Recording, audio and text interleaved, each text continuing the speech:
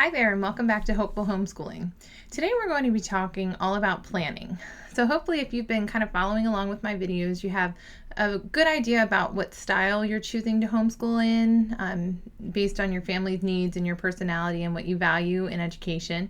And then maybe you've taken the steps of researching some curriculum options, and so that can take a while. So if you've started that and you still feel like you have a long way to go, that's okay. But I just want to give you the next step, which would be thinking about how to plan your homeschool year, to take the curriculum that you've chosen and to kind of plug it in and see how you know what to do on which days and which week. So I will have a lot of resources for you as always. I'll talk about how I actually sit down and plan my homeschool year, and then I'll give you a look inside some actual planners that might be helpful for you as you're deciding how to put everything down on paper for your end of year review.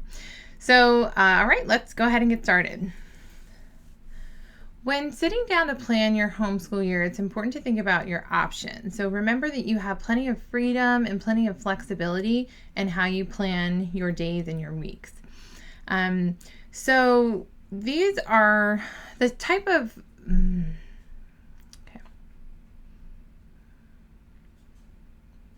So let's talk about some options and how to do that. Now, the types of schedules that I'm going to be talking about are pretty widely known among homeschoolers, but I will link to Pam Barnhill's website where she mentions these, and I'll use the same terminology that she uses, okay? So number one, you have the option to do what's called a traditional schedule. This would closely resemble county schools. Again, we don't know at this point what Maryland is choosing to do. But if they do offer students to come to school, they will have, a calendar year that will probably start in September and end in June. That's what we think of as traditional, right? In southern states, I think it's more August to May. But you could choose to go that route, and you could follow it super closely and take days off when they take days off, or you could just do your own thing. Now, for me personally, this is what we do in our homeschool. I will typically start in mid-August and then finish sometime around mid-May.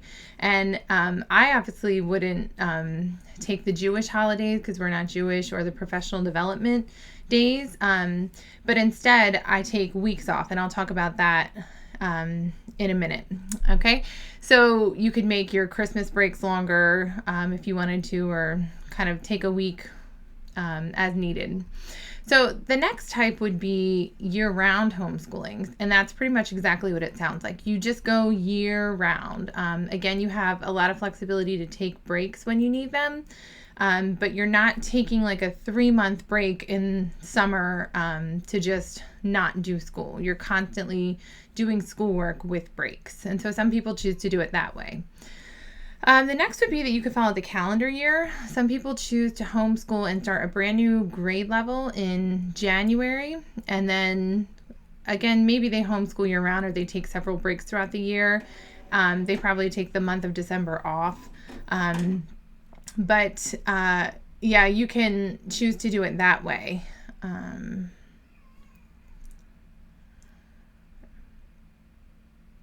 Another type of homeschool schedule would be the calendar year. Okay.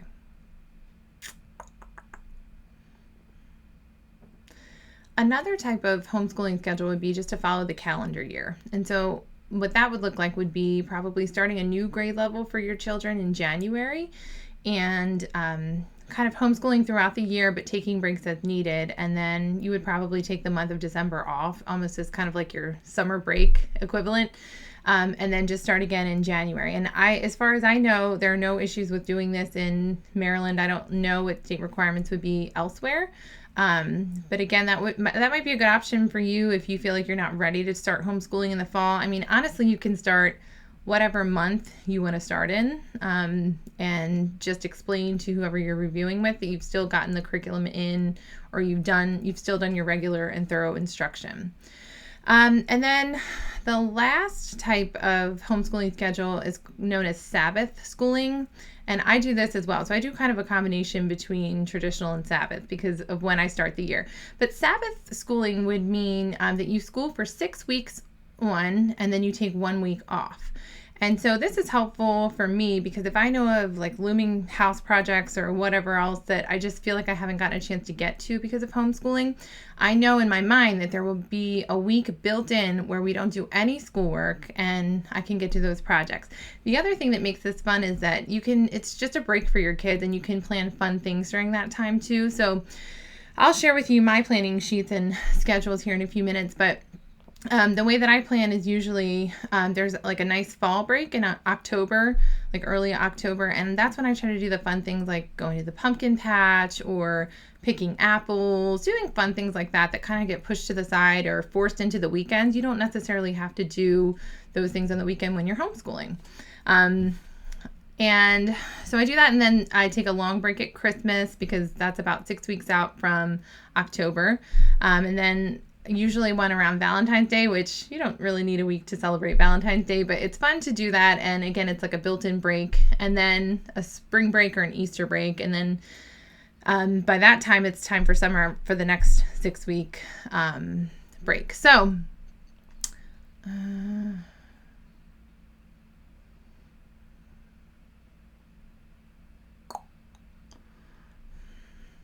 So that's kind of an overview of 4 of the main homeschool schedules that you can follow throughout the year. So after you've decided which kind of schedule fits your family best, you can begin to kind of make a game plan and figure out how to plan that out. Because let me say a word about personality types. Some people are planners by nature, and it just helps them to sit down and plan everything out so that they know exactly what they're going to follow.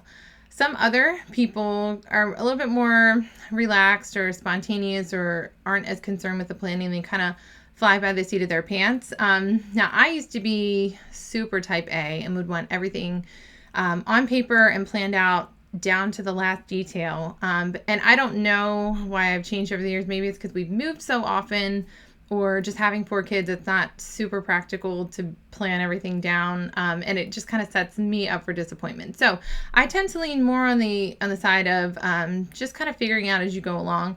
But that being said, I still plan my homeschool year. I think that it's a wise choice, and even if things go off course, and you expect that they will, because kids get sick and things happen.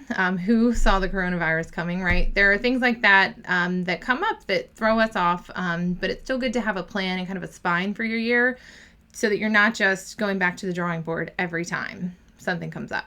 So hopefully that's an encouragement that you can use to just...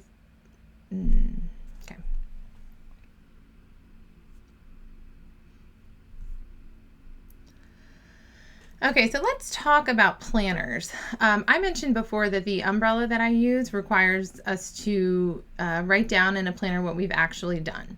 When you think of a planner, a lot of people think of writing down everything beforehand, what is your actual plan to do, but you're going to find yourself erasing a whole lot if you take that approach and you write down every day what you're planning to do, because again, life happens and you'll just be frustrated that you have to reshape your plans again if you do it that way. So let me just show you a couple of planners that I've used. I have 3 of them here, and then there are 2 that I don't have, but I'll still try to link. So the first one, I used this one a couple of years ago. No, this one was this past year. This is called the Well Planned Day, and it's a nice planner. It has lots of extras in it, like encouraging articles and grocery lists and places to write down like what you're enjoying in the moment, which can be kind of a nice keepsake. I am terrible about filling it out, but I'll just show you what the inside format looks like. Hold this up so you can see it. Trying to... Okay. So, my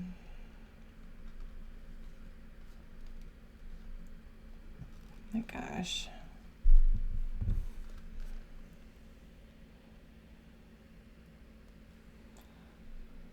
All right, so hopefully you can kind of see here the general format. You have the subjects listed on the sides, and you have the days of the week at the top, and you can just kind of go through and list exactly what you did for each subject. So that's just an example of what a week in September looked like for us. So that's one option.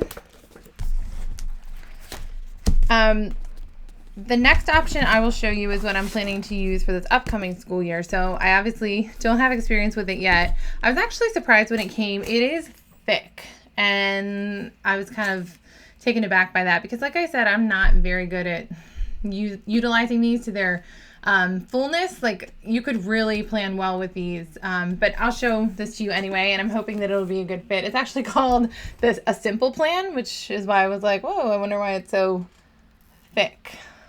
There we go. Okay, a simple plan. So it has the tabs on the side for each. Oh my gosh.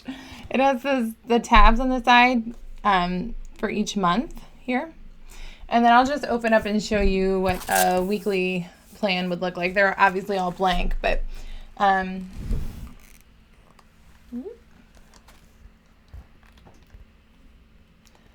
so you can see again, it's dated, and then you can just write the weekly subjects in on the side, and then you can write for each student what they did in the little boxes there. Let me fold it over until I can point a little bit.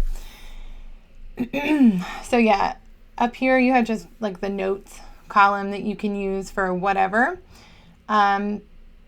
But yeah, these little dots over here, I think are supposed to be used as like, you can write the assignment for the student and give them a check if they've done it. But I'm not sure exactly how I'll use it yet. That remains to be determined.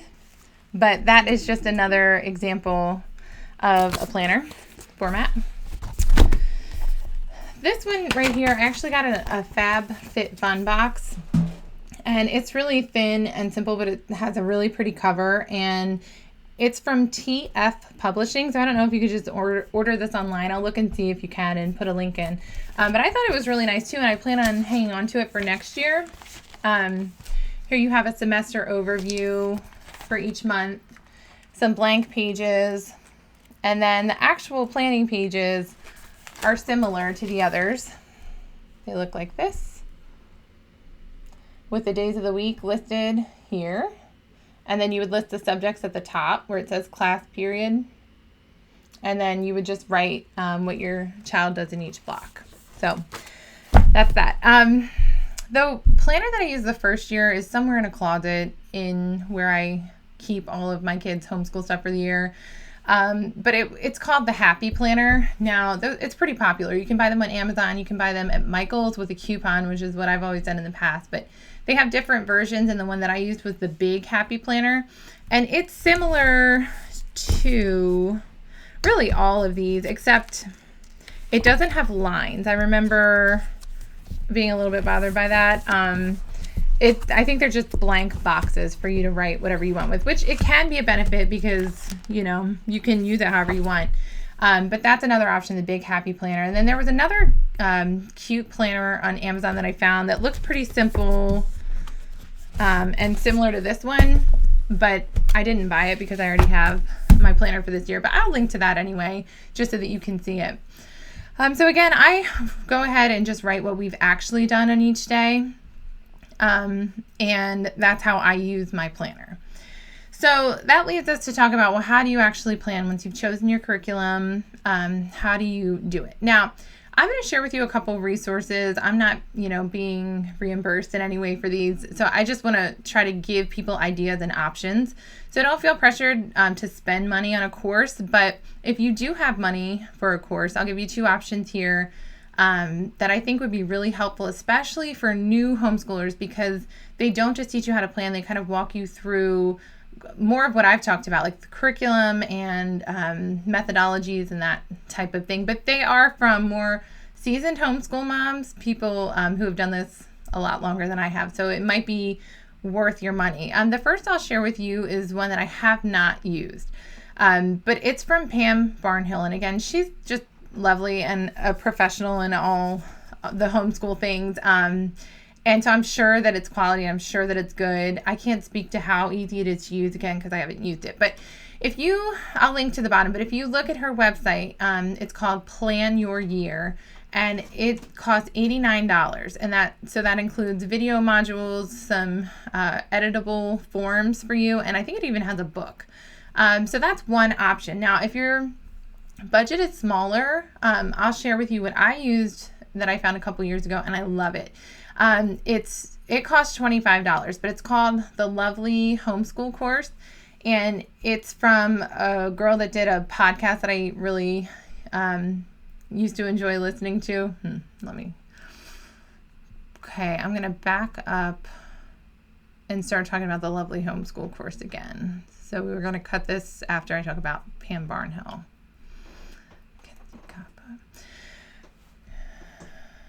Okay. Now, if you have a smaller budget, I'll share with you what I used, and I love it. I came across this a couple of years ago, but it's called the Lovely Homeschool Course, and it's done by Mackenzie Kappa, and she has a podcast too called Cultivating the Lovely.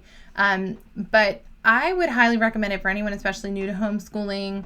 You have lifetime access, and it's a bunch of forms that you can edit each year for your kids, and I found them to be really helpful. I've used them, I think, for the past 2 or 3 years, and I'm using them again this year because it's just easy.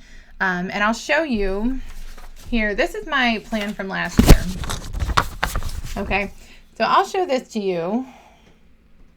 Hopefully you can.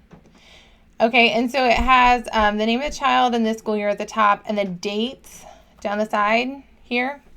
And so the ones that are blank for me are when I took that 6-week break. And so this is just showing you from January on. Let me show you the first year too, or the first part of the year too. So this is week 1, week 2, week 3, and on down. And the weeks that are blank are weeks when we took a break. And you'll notice in September we took a break because we do vacation then. But anyway, so I listed the subjects here at the top that you can see. And then for each week, I just put what I was hoping to accomplish. And so that kind of depended on the curriculum, whether I said page numbers we wanted to do, like you see in handwriting, or some of my curriculum was just listed by weeks. And so I just put week 1 and did that over here as well. Now you'll notice that I'll talk about this too with planning your homeschool year. It may be wise for you to kind of stagger your subjects. In other words, to not go from, your last day of whatever you're calling summer, whether it's August or September, your last day and you did nothing, no schoolwork, jumping into the next day, which is all the subjects. It might be overwhelming for your kids, especially if you are homeschooling for the first time. So what I do is I start with the subjects that I think are the most important, which it's math and reading, or math and language arts, whatever you're doing. And then the rest of the subjects I kind of staggered. So you'll see I didn't start spelling. This was kindergarten last year. I didn't start spelling until November because I wanted to establish that foundation in phonics, and I didn't think my child was ready yet. So we waited. What else? Let's see. I staggered reading. Science I started right off the bat because I knew it was one of his favorite subjects. History and Bible we started. So you'll have to know your child and know your curriculum to see kind of what you can wait and hold off and stagger a little bit. But I think that that's a helpful tip for you to consider. Now, with all that being said, I would say, too, that you don't have to feel pressured to buy a course or some planning materials. Honestly, if you wanted to recreate something like that in Excel, if you're computer savvy like that and you can figure that out, then that would be helpful for you. If you're a paper and pen type person, you can try to do the planning thing, use the planner. But I'm just sharing with you kind of what I used. And then as far as planning each day, if you have older kids who are more independent, you can basically just give them a checklist, like in a spiral notebook or on a clipboard or something, and say, these are your subjects that you need to do today. Whereas with little ones or pre-readers, you're going to have to go through each day and figure out. But again, I really enjoy planning weekly because if I get to the end of the week and say, oh, I didn't get both reading lessons in that I wanted to, then I just know where to pick up next week. And it's not, oh, I didn't do this on Monday, so now my whole week is thrown off. So I hope that this is helpful for you. If you all have any questions about planners or planning in general or any of the resources that I mentioned, feel free to leave a comment below. And I would also say if there are any subjects that you're wanting me to cover for next video, to leave that there as well. I think that's all. But next time we are going to talk about how you organize your materials in your curriculum, especially if you have more than one kiddo that you're homeschooling. Books can start to take up a lot of space. And so I'm actually going to show you our homeschool space and give you some different options for how you could organize your materials. And yeah, that's it. So that's all for today, and I hope you have a great day.